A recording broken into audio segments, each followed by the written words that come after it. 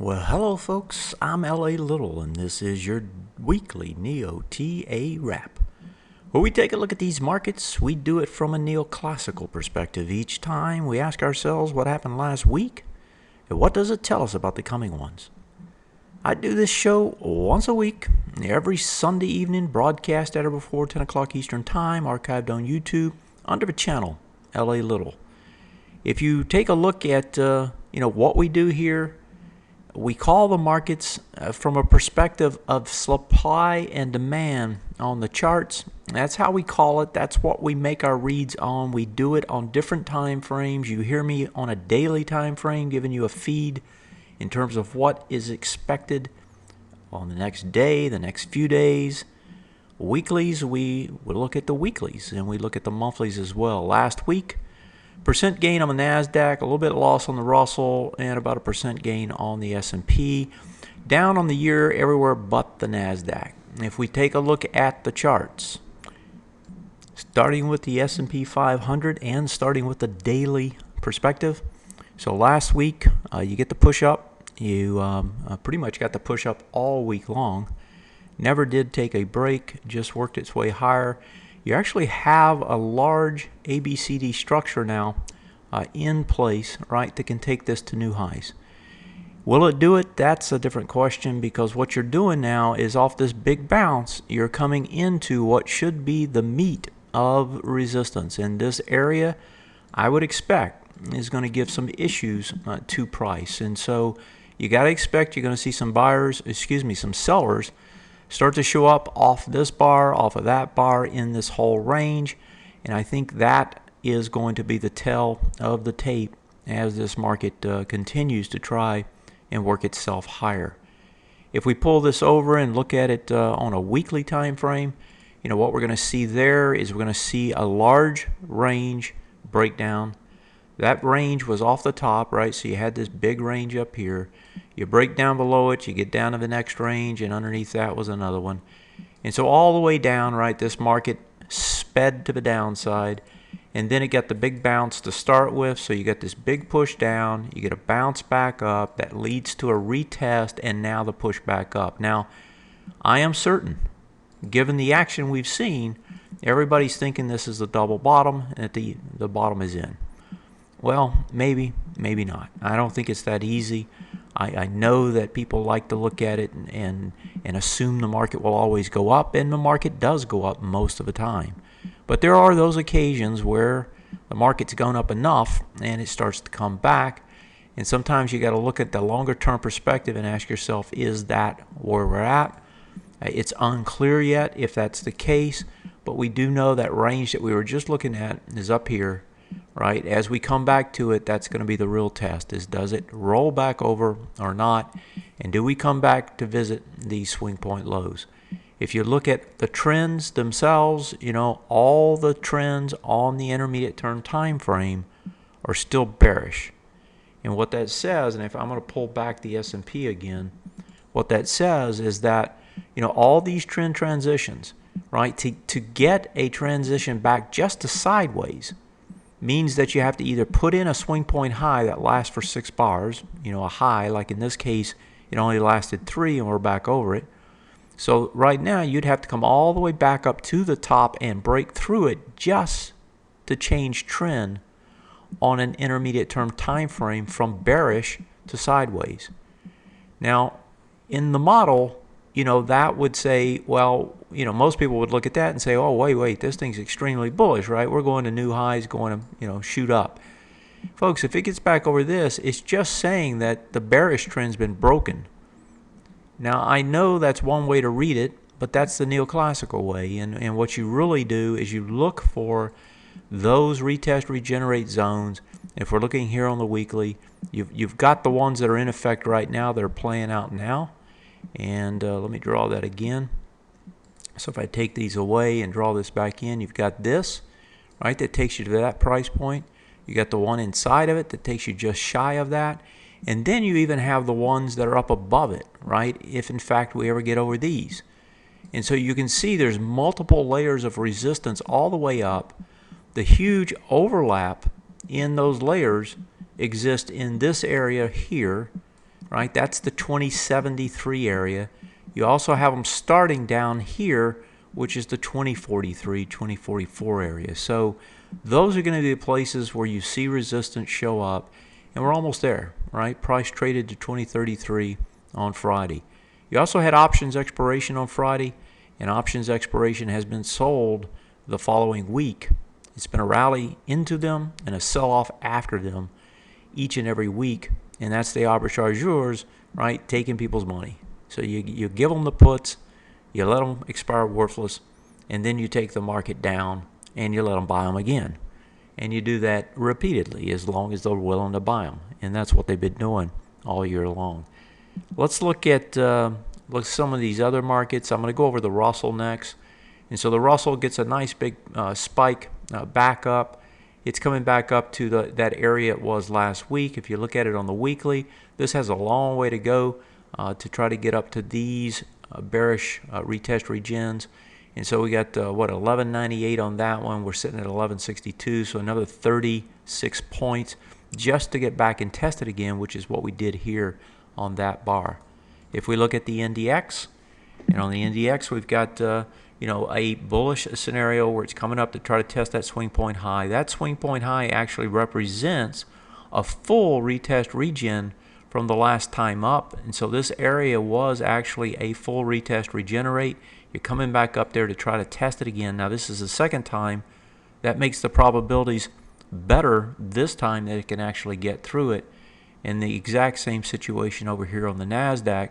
Problem is the S&P is coming up to do it for the very first time. And the first time after a multiple swing point break on the downside, that bearish retest regen is going to be a booger to get back over. About a 91% probability it won't. So that's the indexes as we look at them. If we pop over, and I just want to glance through the major sectors with you. There's two or three that actually are acting really well. In particular, the semiconductors. So if we look at the SOX, here's the daily chart on the SOX. Nice big push up, changes trend back to bullish. Right, that's a big deal, and it's trying to hit these two swing point highs now. Best guess is that this thing probably does come back short term. And so in other words, we'd come back to do a retest, regenerate off the prior swing point high. If you come back within 6 bars, which is a good probability here, then you can test all the way to the lows. That would be back down into this area. And so that's the risk on this on the way back, is that it gets a lower test as it comes back. You look at another one here is the discretionary. This one has traded well, has held up well. Here it is here, swing point high, changes trend.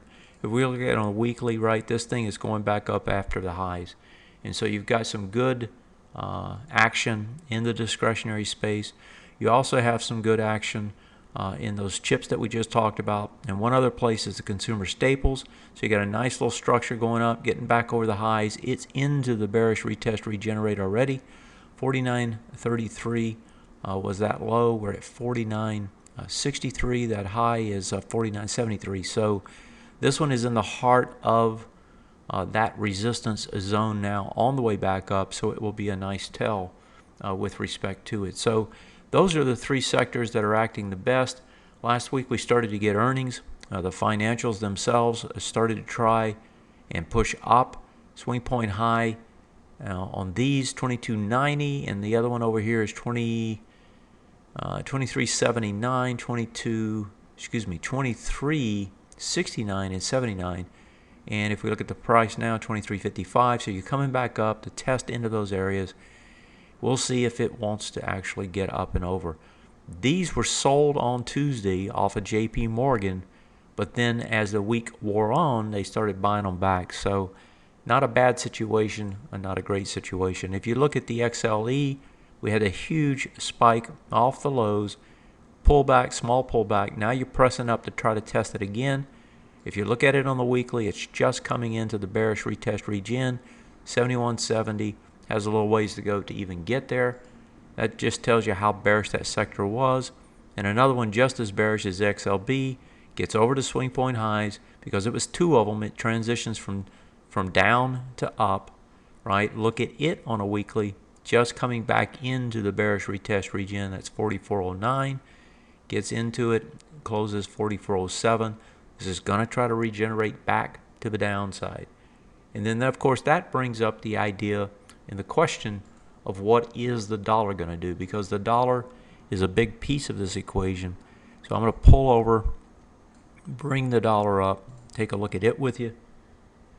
So here's the dollar. This is the daily view. So big spill to the downside. As a matter of fact, if you draw it in, right, it was ABCD structures on the way down. So you had, well, actually you had this little push here first, right, which did its thing. Then you had another one that did its thing, right? Now you got another little one that does its, partially does its thing but fails to go lower. Now you're getting the push back up. If it gets back over this area, of course, it invalidates that and then sets up some sort of a continuation on more of a sideways pattern. It did test into this big bar here, rejected and came right back up. This will be a big test this week, is what does the dollar want to do? You've got two central banks talking to you. You've got the Canadian bank and you've got the European Central Bank. So those will be the story this week, and how they go and what they do will have a large effect on what the dollar does. And of course will have an effect on all the equity markets. Dollar strong tends to be a nemesis, a problem for the equity markets. Bonds hanging up here. If you bring it back on a weekly, bonds have had lower lows. They've came down and tested into this lower.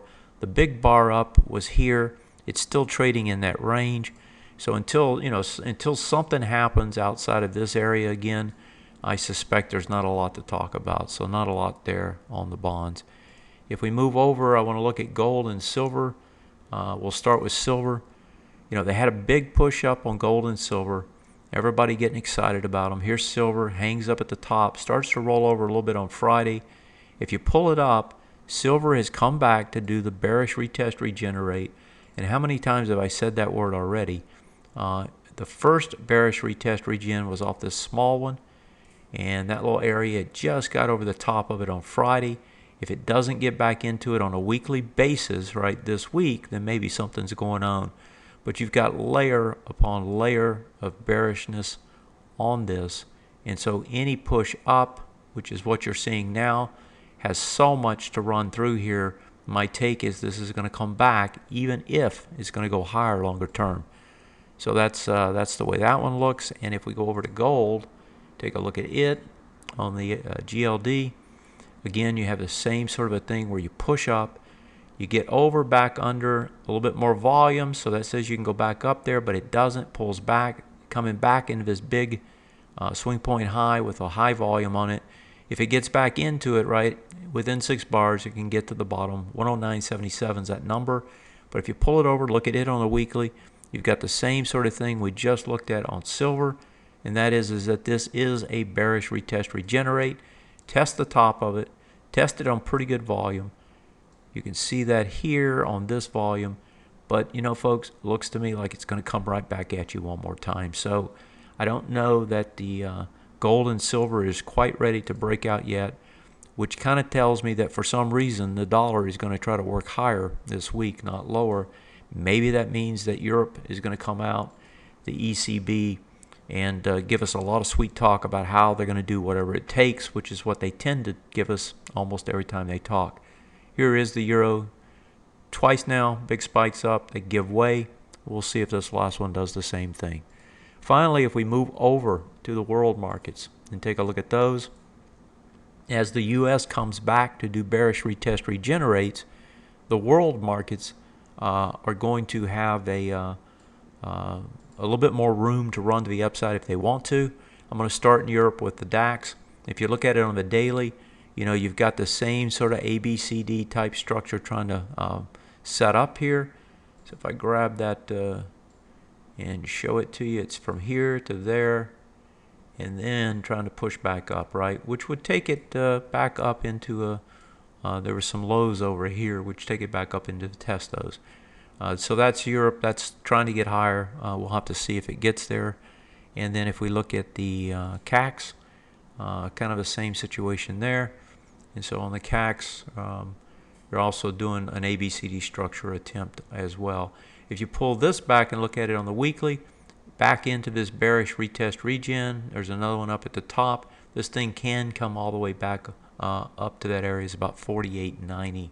If we look again on the DAX and look at it on a weekly time frame, DAX much weaker. Swing point here that it's trying to get to is 10,677. Moving over to Asia, and we'll start with Hong Kong. Hong Kong market gets a nice push up last week. Let's grab that chart. So here we go with Hong Kong. So you had 3 swing point highs, bust over all of them, gets a little retest right here, and then shoots back up. Look at it on a longer term time frame. It's testing a full retest, regenerate right now off this longer term time frame, the intermediate term time frame. And so this is the test. Gonna do the test, and you've got a lot of news coming out of China tonight. So that will be the test there. And how that news plays in China will have a lot to do with whether that regens lower or not. Very oversold, nice big bounce.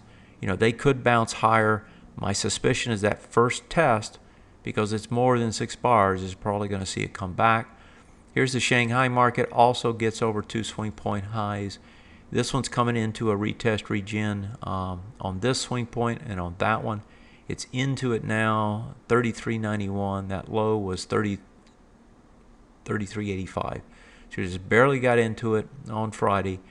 Decent volume, but not enough. This, again, we got the news coming out tonight. My expectation, and it is within 6 bars. You got 2, 4, excuse me, it's after 6 bars. I thought it was within. No, it's after, so it's the 7th bar. So that puts the probabilities fairly high that this thing's going to try to push back down. Finally, looking over at the Nikkei. The Nikkei has really struggled because of the strength of the yen. I would expect that at some point here we're going to get more talk of QE out of these folks, because they have to weaken the yen to make this market go up, and they have to make this market go up lest they have even more problems than they have now. Pulling this back farther, yeah, this one actually could pull back even farther. So, you know, this Nikkei, even though it doesn't look like it's quote unquote in trouble, it's certainly not that healthy right now.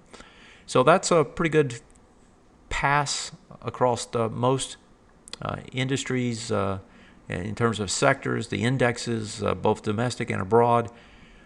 This week, it's all going to be about earnings. It's going to be about the central banks. Next week is the Fed. And it's going to be about that big resistance zone. That's the bearish retest regenerate. And how we come into it and what we do about it. My suspicion is somewhere over the next week or two, you're going to see that thing reapply pressure and this market work its way back down on that time frame. That's it for tonight. Thanks for joining me as always. Tell a friend, tell two. I'm LA. This is and was your weekly NeoTA wrap. Have a great one, and I'll see you next time. Good night.